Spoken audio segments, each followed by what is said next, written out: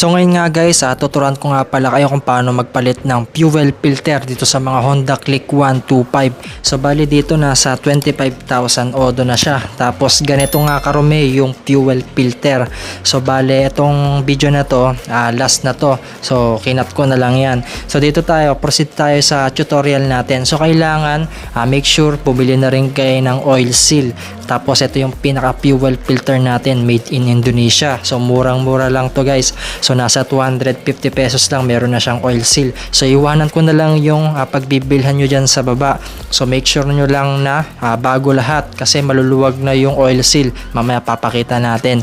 So bali dito tatanggalin muna natin yung pinaka cover dito sa gas tank natin. So kumuha lang kayo ng Phillips screw, yung positive. So bali tatanggalin nyo rito ay yung 4 na piraso. So dito wala na yung 2 piraso na tornilyo dito sa baba. So dito tatanggalin na lang natin 2 piraso na lang. Pero kapag bago yung unit ninyo at talagang sariwa pa, 4 na piraso po yung tatanggalin nyo rito guys. At kailangan nga itabi nyo lang yung mga tornilyo ninyo para hindi kayo magaya dito sa unit natin. At dito nga natanggalan natin yung gas tank cover. Tapos ay push nyo lang yung pinaka lock dito. So pagka nahihirapan kayo, pwede naman kayong kumuha ng flat screw para maiangat nyo yan para matanggal natin yung pinaka fuel hose natin dito sa may fuel tank natin. So ganyan lang yung pagtanggal. Medyo nahihirapan tayo dito sa part na to, talagang maigpit. So ayan, kumuha na ako dito ng flat screw para ma-push natin at maiangat natin yung pinaka-lock dito. So madali lang naman yung pinaka-diskarte rito. So iangat nyo lang yan tapos ipupush nyo na and then pwede nyo nang i-release. So paalala ko lang, wag nyong ibababa itong hose na to kasi matatapon yung gas. Baka matalsik pa yan sa mga wirings ninyo at pag open ninyo, mag short circuit, liliyab yung unit ninyo. And then dito naman tayo sa may socket. So ipupush nyo lang din yan tapos hugutin ninyo. So nakita ninyo napakadali lang, basic na basic. Yan lang muna yung 2 tatanggalin natin. So reminder lang, always lang nakaangat yung fuel hose natin. And then may tatanggalin tayo ditong 4 na nut. So bali size 10 yan. Syempre umaasenso na tayo, gagamit na tayo dito ng impact tools, yung mumurahin lang na makita. So ayan, tanggalin lang natin gamit itong makita na impact wrench. So bali 4 po yan, huwag kayong magkakamali. Kailangan wala pong maiwan at tanggalin nyo lang po ng tama.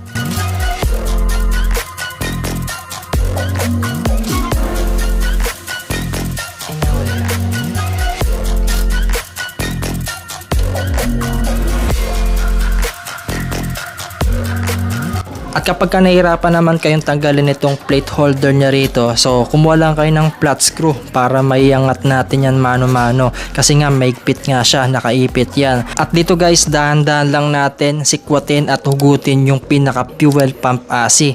So ingatan nyo po ito, medyo may kamahalan yung brand nyo nito. Lalong-lalo na kapag genuine yung bibilhin ninyo guys. So ingatan nyo lang yan, dapat wala po kayong mapuputol dito. So medyo maselan kasi itong fuel pump asi ng mga Honda Click. So dito hinuhugot lang natin yan. Tapos meron po kayong makikitang rubber dyan, yung pinaka seal nya. Tapos ito na po yung pinaka fuel pump, diba? Sobrang dumi. So kahit anong gas station yung pinagagasan mo, kung branded yan, talagang madumi talaga. And then proceed naman tayo dito sa part ng pag-disassemble ng fuel filter. So meron 2 lock dyan, kailangan dahan-dahan nyo lang ipihit. So nagkamali tayo kaya naputol, kaya walang problema kasi papalitan na natin ng bago to, kaya marumi na. So medyo malutong na siya kaya nadaling maputol. At bago natin ilagay yung fuel filter, wag ninyong kakalimutan ilagay yung maliit na goma dito sa gitna. So gumamit lang kayo ng pantusok para may tusok nyo yan papaloob. So wag nyo kakalimutan ha. At dito same na same lang din yung binili natin. So kailangan pareho po yung model ng pagbibilhan ninyo. Kaya huwag kayong magkakamali. Kung gusto ninyong rumekta sa Shopee, iwanan ko na lang po yung link dyan sa baba, sa pin comment at dyan sa description box para kapag order kayo ay rekta Shopee na po kayo mga kalpa. So dito ipupush nyo lang po yung pinaka fuel filter natin. So huwag kayong magkakamali kasi baka maputol din yung lock nya. Pero kung maputol yung isa, walang problema kasi meron pa namang isang pagkakapitan. So i-pattern nyo lang po yan, madali lang yan, tapos i-ruskas nyo na po yan. At dito sa part na to kailangan bago lahat yung mga rubber cover natin dito kasi maluluwag na yung dati. So lagi kasing nabababad dyan sa gasolina kaya rumurupok o minsan may mga bitak na siya, yun yung nagkokos. At saka minsan kapag ilalagay ninyo mahirap siyang ilagay, so mamaya ipapakita natin yan. So dapat tamang tama po yung pagkaka-install nyo rito. At ito nga pala yung pinaka stock natin na goma, so hindi lang kita sa camera pero kapag sa personal pag magpapalit kayo may mga bitak-bitak na yan, lalo na kung matanda na yung unit ninyo at malayo na yung tinakbo, so kailangan palitan na natin ng bago yan. Tapos dito sa pinaka rubber nut din natin yung stock, hindi na rin siya magkasya, so parang lumaki yung pinaka rubber natin dito. Pero ito yung bago, kung mapapansin ninyo ang dali niyang ilagay, talagang saktong sakto sa butas, di ba? At ang suspetsa ko rito kapag malakas sa gas yung unit ninyo baka naglilik,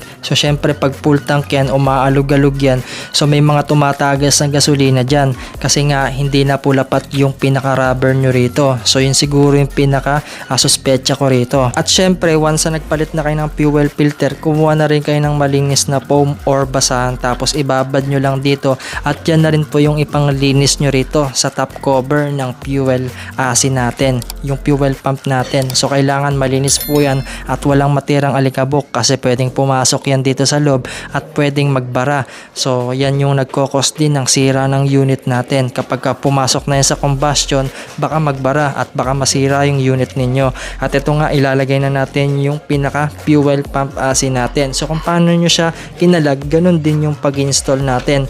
So ang diskarte rito, ipapaikot nyo lang po yan. Tsaka wag nyo pong ipipilit na ipasok, baka kasi may maputol at may uwan dyan sa loob. So mahirapan kayong magtanggal at mapapagastos pa kayo ng malaki. So dahan-dahan lang kayo, kailangan mahaba po yung pasensya ninyo. So kung paano nyo siya tinanggal, yung direction niya, kailangan ganyan din po.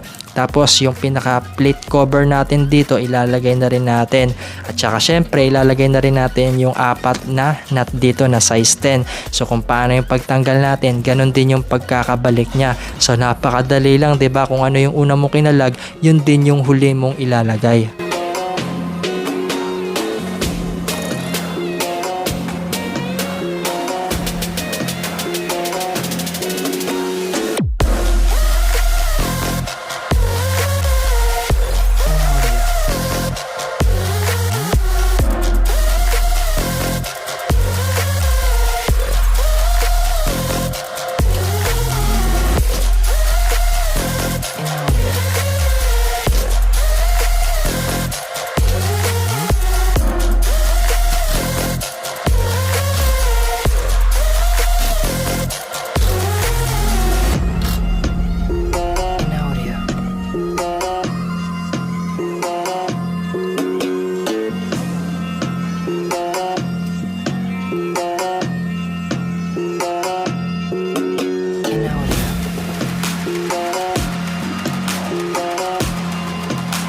At syempre yung wire dito, kung paano mo siya kinalag kanina, ganun mo rin siyang ipapasok. Tapos ilagay mo na rin yung gas tank cover. So napakadali lang yan, 4 na tornilyo lang yan. At gagamitin mo dito yung screwdriver na positive. So nakatipid ka na sa labor, siguro nasa 500 pesos yung labor nito. Tapos kapag bibilin mo sa labas yung fuel filter, siguro aabot pa ng 1,000. Syempre taga-taga na sa tubo, taga-taga na rin sa labor. So dito nakatipid ka na sa tutorial natin. So lahat tinuro ko ng mga basic, pati mga guide, ituturo natin yan para makatipid kayo kung gusto niyo yung mag-DIY sa mga unit ninyo, naging instant mekaniko pa kayo. At dito na nga magtatapos yung video tutorial natin kung paano magpalit ng fuel filter. Napaka basic, wala pang 5 minutes, kayang-kaya nyo na yan palitan. At huwag nyo sana nakakalimutan na mag-subscribe and i-click yung notification bell para sa tuwing nag-upload tayo ay lagi kayong ma-notify at lagi kayong updated. Thanks for watching.